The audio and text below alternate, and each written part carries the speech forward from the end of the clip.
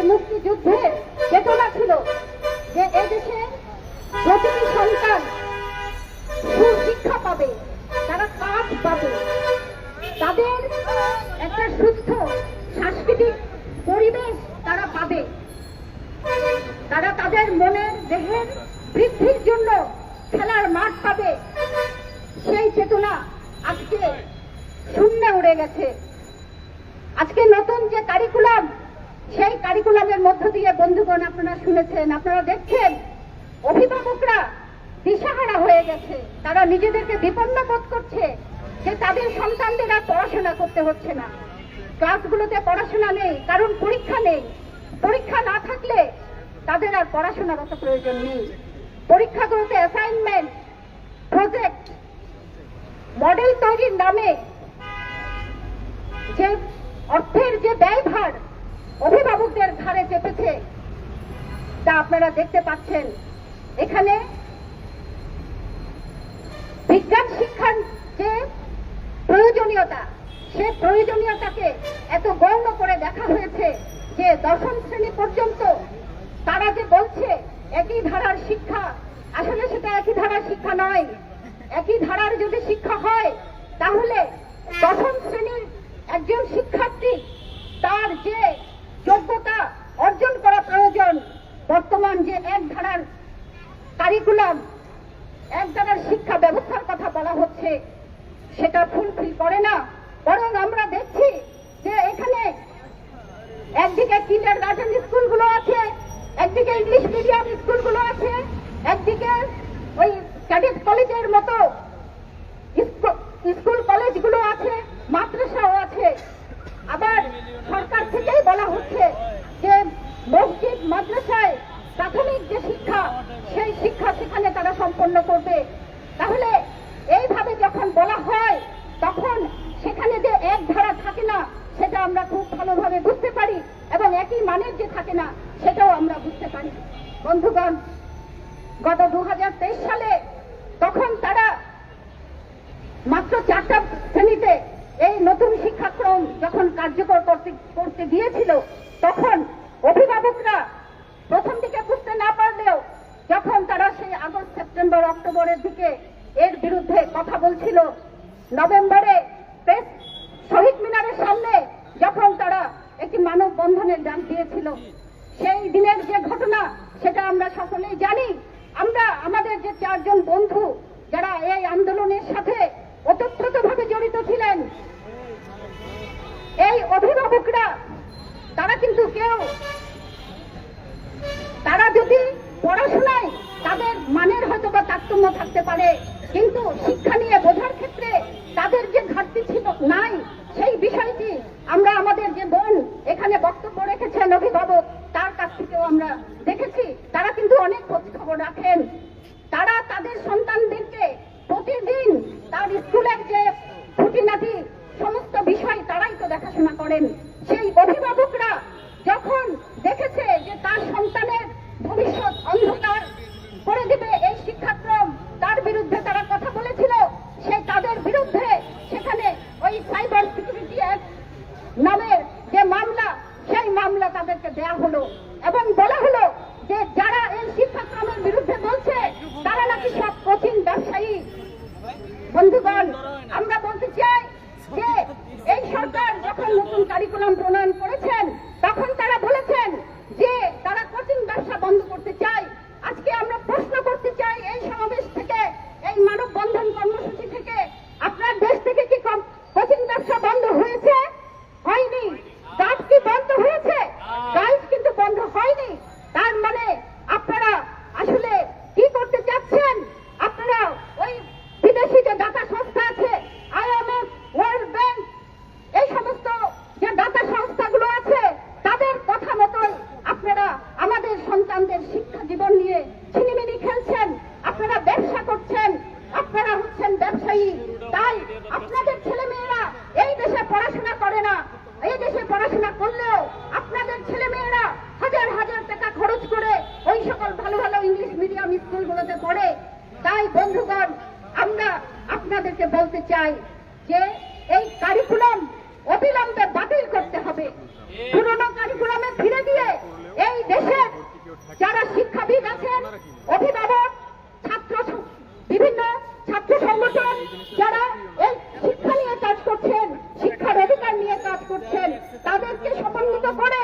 এই শিক্ষাক্রম পরিবর্তন করতে হবে। বন্ধুগণ, আমরা আরো দাবি করছি অবিলম্বে আমাদের যে বন্ধুদের নামে সাইবার সিকিউরিটি অ্যাক্টের নামে মিথ্যা মামলা দেওয়া হয়েছে, সেই মিথ্যা মামলা অবিলম্বে প্রত্যাহার করা হোক। আপনারা দেখেছেন ওই এনসিটিভির মশিউজ্জামান, তিনি তার কাছে যখনই বিভিন্ন সময়ে প্রশ্ন করা হয়েছে, তিনি ভীষণভাবে ক্ষেপে গিয়ে বলেছেন যে যারা এই কারিকুলামের বিরোধিতা করছে তারা আসলে একদল স্বার্থান্বেষী মহল। তাহলে আজকে প্রতিদিন যখন এই নতুন যে পাঠ্যক্রম, সেই পাঠ্যক্রমে যে ভুলগুলো সামনে আসছে, সেই ভুলগুলো কি একদল স্বার্থান্বেষী মহল দেখিয়ে দিচ্ছে? আপনারা সেগুলোর উত্তর তাদের কাছে চান বন্ধুগণ। এবং আমরা অবিলম্বে এই যে শিক্ষা ব্যবস্থা, এই শিক্ষা ব্যবস্থা সকল মানুষের জন্য, বিশেষ করে আমাদের দেশের যে সাধারণ গরিব মানুষ, খেটে খাওয়া মানুষ, তাদের যেন একটা মানসম্মত তারা শিক্ষা পায়, সেই ধরনের শিক্ষা ব্যবস্থা আমরা চাই। আপনারা সচেতন অভিভাবক সমাজের এই যে আন্দোলন, সেই আন্দোলনের সাথে থাকবেন। আমাদের আরো বন্ধুরা আছেন, তারা যে বক্তব্য রাখবেন সেই বক্তব্যগুলো আপনারা শুনবেন, এই আশাবাদ ব্যক্ত করছি। এবং আবারও অবিলম্বে আমাদের বন্ধুদের বিরুদ্ধে করা যে মামলা, সেই মামলা প্রত্যাহারের দাবি জানিয়ে আমি আমার বক্তব্য শেষ করছি। সবাইকে ধন্যবাদ।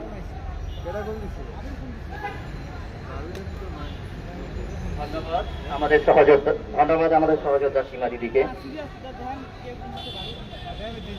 শিক্ষা মেধা এবং নৈতিকতা ধ্বংসকারী এই তথাকথিত নতুন কারিকুলাম 2021-এর বিভিন্ন ত্রুটি নিয়ে বক্তব্য চলছে। এ পর্যায়ে আমাদের মাঝে গুরুত্বপূর্ণ বক্তব্য রাখবেন আমাদের আরেক সহযোদ্ধা ডাক্তার আরিফ মুর্শেদ খান। তিনি একজন অভিভাবক। অভিভাবক বললে পরিপূর্ণ হবে না, বলতে হবে ভুক্তভোগী অভিভাবক। কারণ আজকে আমরা এখানে সবাই ভুক্তভোগী। গত 2 বছর থেকে আমরা আমাদের সন্তানদের শিক্ষা নিয়ে যে অবস্থার মুখোমুখি, আমাদের সন্তানদের শিক্ষা ব্যবস্থা ধ্বংস হয়ে যাচ্ছে। কিন্তু শিক্ষা কর্তৃপক্ষ তামাশা করছে আমাদের সাথে, কিন্তু তবু তারা তাদের ভুল স্বীকার করছে না, একবারও তারা জাতির কাছে ক্ষমা প্রার্থনা করছে না। যাই হোক, আমি অনুরোধ করব আমাদের অভিভাবক, আমাদের সহযোদ্ধা ডাক্তার আরিফ মুর্শেদ খানকে মূল্যবান বক্তব্য রাখার জন্য। ধন্যবাদ সবাইকে। আমি কোনো ভূমিকা না রেখে সরাসরি চলে যাচ্ছি এবং যে স্পেসিফিক বিষয়গুলোর উপর আরো বেশি জোর দেওয়া দরকার, অনেকেই বক্তব্য রেখেছেন সুন্দরভাবে, অনেকগুলো কথা বলেছেন।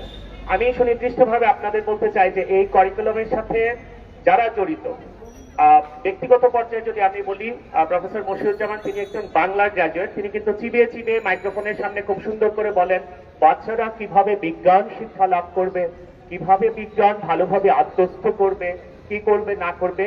তিনি কখনো 1-to-1 কোনো বিতর্কে যান না। আমরা যারা কারিকুলাম নিয়ে কথা বলছি, আমাদের সাথে কোনো ওপেন বিতর্কে তিনি যান না। এবং আমাদের সাংবাদিক ভাইয়েরা যদি প্রশ্ন করেন, তিনি সেই সব প্রশ্নের উত্তর দেন না। তিনি আরো মজার কথা বলেন যে এগুলা নাকি মানে আগের কেন সৃজনশীল ব্যর্থ হলো, তিনি বলেন যে এটা নাকি ওই পরীক্ষার ওয়াশব্যাক ইফেক্ট। এর আগের পদ্ধতি কেন ব্যর্থ হলো সেটাও নাকি পরীক্ষার ওয়াশব্যাক ইফেক্ট। তো ভাই, তার মানে উনি পরীক্ষাটাই বাদ দিয়ে দিলেন। তার মানে মাথা ব্যথার জন্য তিনি মাথা কাটার কর্মসূচি নিয়েছেন। তাহলে সারা পৃথিবীতে কোথায় পরীক্ষা নাই? এদিকে আরেকজন আছেন doctor Zafar Iqbal. I am very sorry to say he is like from the sublime to the ridiculous. ইংরেজিতে একটা প্রবাদ আছে যে একদম নক্ষত্রের পতন আমরা যেটাকে বলি। ডক্টর জাফর ইকবালের ক্ষেত্রে ব্যাপারটা পুরোপুরি তাই হয়েছে। তিনি বলেন যে তিনি নাকি কোন প্রত্যন্ত অঞ্চলে গিয়েছেন, ওখানকার বাচ্চারা বলেছে এই কারিকুলাম খুব ভালো। আরে ভাই, বাংলাদেশের প্রত্যন্ত অঞ্চলে যদি আমি কোথাও যাই, আমি যদি একটা ছোট বাচ্চাকে 10 টাকার নোট দিয়ে বলি যে তুমি বলবা যে আমি ডাক্তার আরিফ তোমার বাবা, সে তো এটা বলতে বাধ্য। আর তাছাড়া আপনারা তো যে পাইলটিংটা করা হয়েছে, সেই পাইলটিং এ আমার এলাকাতেও পাইলটিং হয়েছে। যেসব প্রতিষ্ঠানে পাইলটিং করা হয়, you know everything very well, যে ওইসব প্রতিষ্ঠানের টিচারদেরকে বলা থাকে যে আপনার এই কারিকুলামের বিরুদ্ধে কিছু বলবেন না। আমার এলাকায় যে স্কুলে পাইলটিং হয়েছে, টিচাররা আমাকে বলেছে, আমার বন্ধু বান্ধব অনেকে টিচার, তারা বলছে যে আমরা এই কারিকুলামের বিষয়ে অনেকগুলো কথা বলেছি, আমাদের কোনো বক্তব্যই আমলে নেওয়া হয়নি এবং আমাদের পক্ষে রিপোর্ট দেওয়া হয়েছে যে আমরা নাকি সব প্রশংসা করেছি। তো এই হলো আমাদের পাইলটিং এর অবস্থা। ডক্টর জাফর ইকবাল আরো বলছেন যে তিনি খুব আনন্দিত যে এই প্রথম একটা প্রকল্পের আগে পাইলটিং করা হলো। এখন আপনাদের পাইলটিং এর এতই দুরবস্থা যে 1.5 বছর হয়ে গেল, 1.5 years past away, এখনো পর্যন্ত ঠিকই করতে পারছেন না যে কিভাবে আপনারা কারিকুলামটা চালাবেন। এখনো প্রতিদিন একবার নতুন কথা আছে, একবার আসে 5 ঘন্টা পরীক্ষার কথা, এতদিন বলছে পরীক্ষা লাগবে না, এখন এক একটা কথা বলছে। যে এই যে একটা অবস্থা, আর এর মাঝে মিস্টার তারিক আহসান, ডক্টর তারিক আহসান, তিনি মালয়েশিয়াতে ইনক্লুসিভ এডুকেশনের উপর ডক্টরেট করেছেন, তাকে আনা হয়েছে এই কারিকুলামের বিশেষজ্ঞ হিসাবে। আমি একটা কথা আপনাদের বলতে চাই যে একজন ফুটবলার যত ভালো ফুটবল কোচ হোক, একজন ক্রিকেটার যত ভালো ক্রিকেট কোচ হোক, তাকে তো হকি কোচ বানানো হতে পারে না।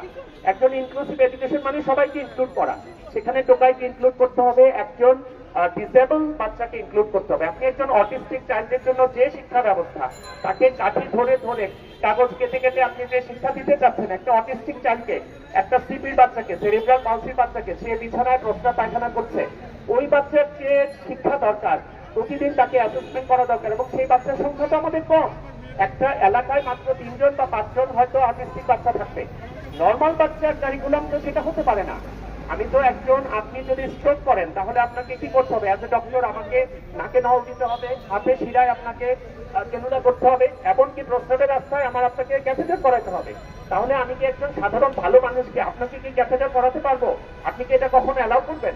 কখনো অ্যালাউ করবেন? ক্যাথেটার বাদ দেন, আমি নাকে একটা নল দিতে গেলেই তো আপনি আমাকে অ্যালাউ করবেন না। তো এই যে ইনক্লুসিভ এডুকেশনের স্পেশালিস্টকে এনে তাকে বলা হলো নর্মাল হেলদি বাচ্চাদের কারিকুলামের স্পেশালিস্ট হিসাবে, তাকে নিয়োগ দেওয়া হলো এবং তার সেই চিন্তা ভাবনার আলোকে কারিকুলাম সেট করা হলো। এটা সাচ এ ডিসঅ্যাপয়েন্টমেন্ট। আপনি লুডো খেলার, কাবাডি খেলার ম্যানুয়াল পড়ে তো আপনি ফুটবল খেলতে পারবেন না, আপনি ক্রিকেট খেলতে পারবেন না, এটা তো সারা পৃথিবীর কোথাও নাই।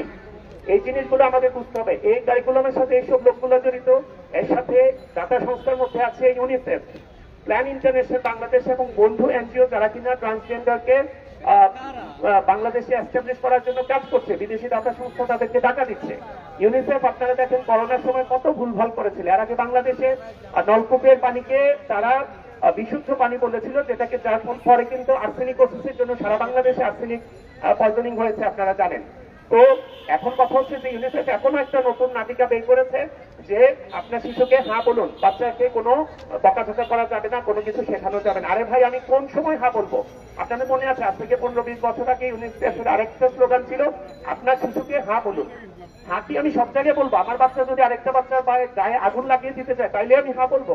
আমার বাচ্চা যদি মাদকাসক্ত হয়, মোবাইল আসক্ত হয়, তখনও কি আমি হ্যাঁ বলবো? I have to give the limit to my child.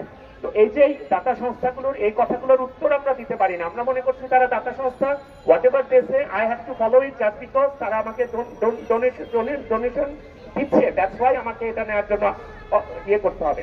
Plan international Bangladesh আছে, তারাও ইনক্লুসিভ এডুকেশন, তথাকথিত ডাইভার্সিটি এবং ইনক্লুসিভ এডুকেশনের নামে তারা সব কিছু এলজিবিটি অ্যাক্টিভিটিস পর্যন্ত এই কারিকুলামের মধ্যে ঢোকানোর চেষ্টা করে যাচ্ছে। আমাদের এগুলোর ব্যাপারে অবশ্যই সচেতন হতে হবে, এবং আমরা বলছি যে এই কারিকুলামে বাচ্চাদের পুরা জীবনধারা পাল্টে যাচ্ছে, তারা চোখ নষ্ট হয়ে যাচ্ছে, মোবাইলের প্রতি আসক্তি বেড়ে যাচ্ছে।